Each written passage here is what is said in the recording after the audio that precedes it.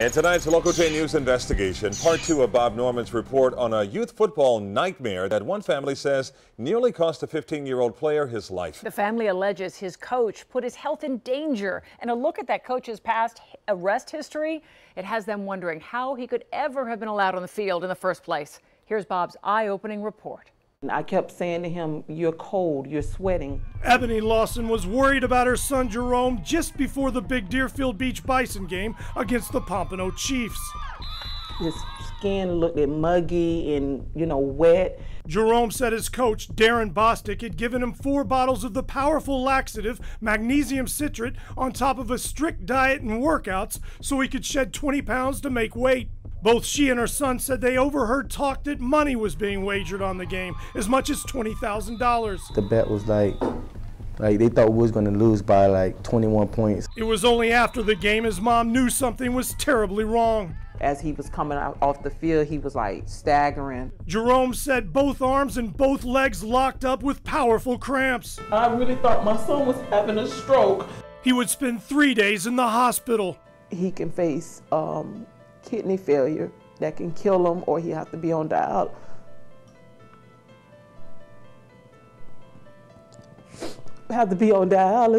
And that's not good. It was only later she learned of Bostic's disturbing past. This is Mr. Bostic here? Yes, good morning. In 2012, Bostic, whose nickname is Pimp, was charged with bookmaking on youth football games. It's about kids being exploited. We overheard discussions about which games to bet on and how much to wager. The investigation was sparked by an ESPN broadcast about youth football gambling in South Florida.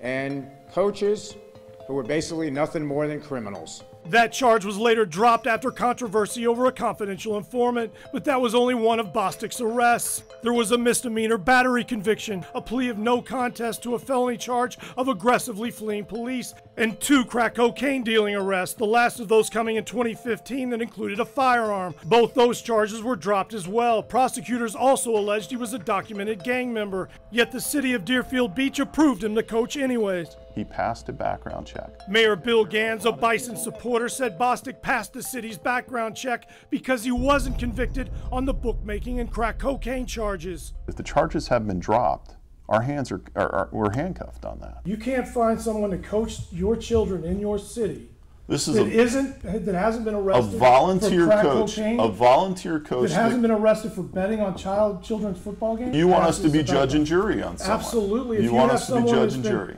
If you have someone with a long arrest record, I don't think that they should be around children. Gans also said he still has confidence in the Bisons and Stocker McDougal, the former NFL player who runs the program. The person that you've put in charge of youth football in the city made this decision. Based on the rules that are in place, right? No, based on his own judgment. No. Based on the rules that are in place. Why did you let him be a coach? I caught up with McDougal at his home in Parkland. If they're approved, then they have the ability to come out and work with the kids. Did you know he had been arrested for crack cocaine and bookmaking on youth football games in the past?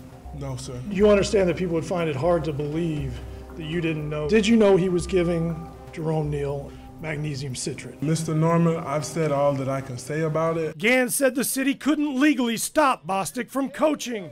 What city allows for someone that has not been convicted of a crime but has been charged with a crime that will ban them from coaching? Can you tell me a city that does that? Answer Pembroke Pines, which restricts coaches regardless of conviction. Bostic would have failed that test. Commissioner Jay Schwartz.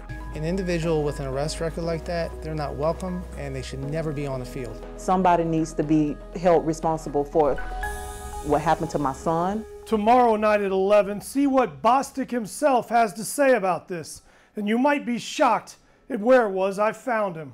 You just denied that you are who you are, and you're coaching children. Bob Norman, Local 10 News.